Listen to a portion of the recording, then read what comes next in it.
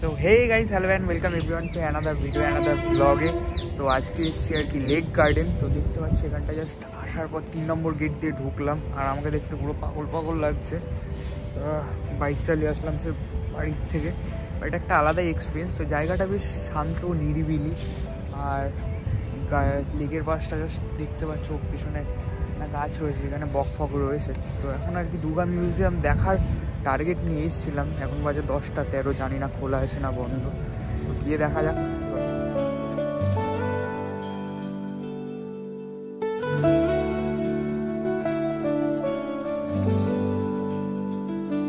अधूरी कहानी जो न हो सकी पूरी, मिट्टी सी खुशबू हवाओं में उड़ी, सपनों के जहां में हम खो गए,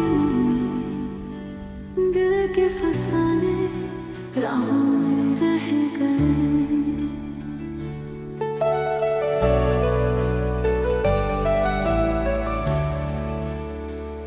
वो ख्वाब जो आँखों में चुपके से आए, दिन बोले खोए से दिल में समाए, वो बातें সো গাইস, ঘুরতে ঘুরতে চলে এসেছি দুর্গা মিউজিয়ামে। সে অনেকটা ভেতরে 3 নম্বর গেট থেকে একদম লাস্ট মাথায়।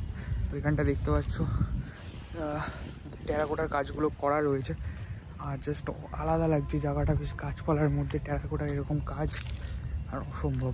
তো চলো ভেতরে গিয়ে দেখি কী কী ঠাকুর রয়েছে যেগুলো আমি মিস করে গিয়েছি বিগত বছরে।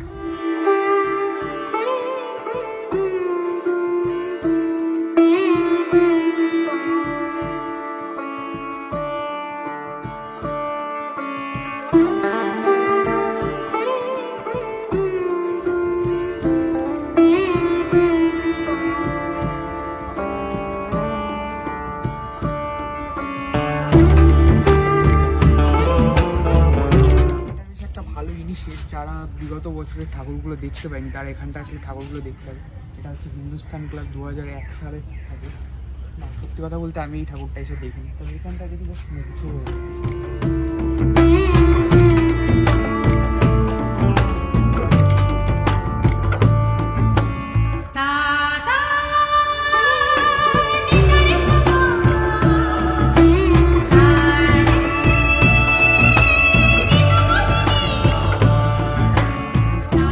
আমার পেছনে দেখতে পাচ্ছ চেতলা অগ্রণীর ঠাকুর 2017 সালের। তো শিল্পীর নামও লেখা রয়েছে যাতে আমরা এসে বুঝতে পারি। আর সত্যি কথা বলতে এই জাস্ট চিন্তাভাবনাটা, এই ধারণাটাই পুরো একদম আলাদা লেভেলের, বিকজ হয়ে ওঠে না প্রত্যেকবার সব সময় সব ঠাকুর দেখে ওঠা। তো এখানটায় সেই ঠাকুরগুলো রয়েছে যাতে বিসর্জনের পরেও আমরা সেই স্মৃতিগুলো দেখতে পাই, সেই শিল্পী সত্তাটাকে বাঁচিয়ে রাখা যায়।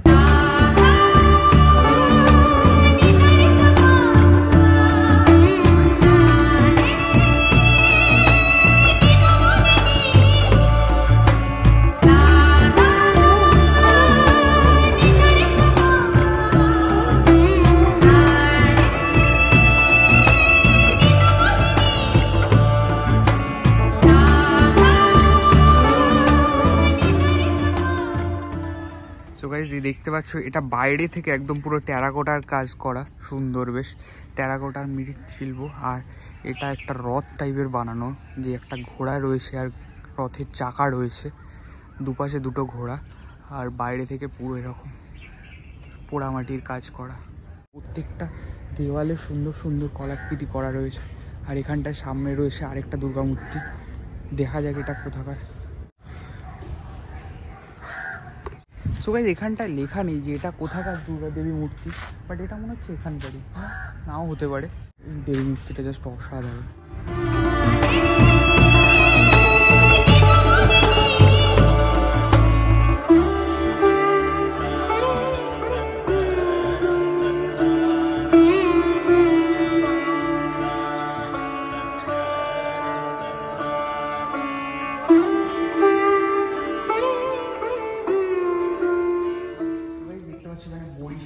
দেবী মূর্তিটা শিল্পী কত সুন্দর করে দেবী মূর্তিটাকে যে তৈরি করেছে, দেবীর মুখটা দেখে এত অসম্ভব রিয়েলিস্টিক লাগছে, আলাদাই লাগছে। আর এখানটা দেখতে পাচ্ছ আরও দেবী মূর্তি রয়েছে। তো বললি খিদিরপুরে 2020 সালের প্রতিমাটা, দেবী প্রতিমা,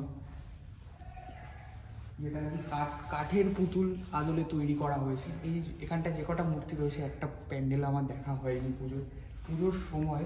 তো এখন আমি সেই সুযোগটা পেয়েছি দেবী প্রতিমাগুলোকে আবার চাক্ষুষ নিজের চোখের সামনে দেখা।